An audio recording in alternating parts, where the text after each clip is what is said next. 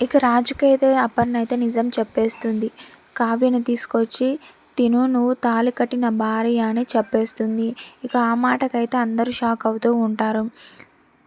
నువ్వు నా కొడుకులాంటి వాడివి కాదురా, నువ్వు నా పేగు తెంచుకొని పుట్టిన నా కన్న కొడుకువి అని చెప్పేస్తుంది.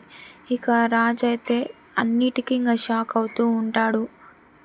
ఈ కుటుంబం నీది, నువ్వు పుట్టింది ఇక్కడే, పెరిగింది ఇక్కడే, వీళ్ళందరూ నీ వాళ్ళే అని చెప్పేస్తుంది. వీళ్ళంతా నా వాళ్ళ అన్నట్టుగా ఇంకా మా రాజు అయితే షాక్ అవుతూ ఉంటాడు. ఇక కావ్య నెల తప్పడానికి కారణం కూడా నువ్వే. తనని ఎన్నో మాటలు అన్నావు. ఇక తన కారణం ఏంటో చెప్పలేకపోయింది. ఎందుకంటే నువ్వు గతం మర్చిపోయావు కార్ యాక్సిడెంట్లో.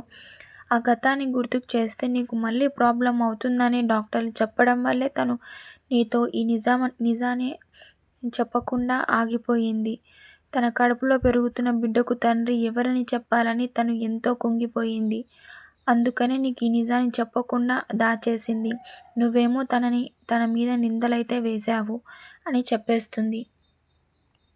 అసలైంది తన కడుపులో పెరుగుతున్న బిడ్డకు తండ్రివి నువ్వే అని చెప్పేస్తుంది.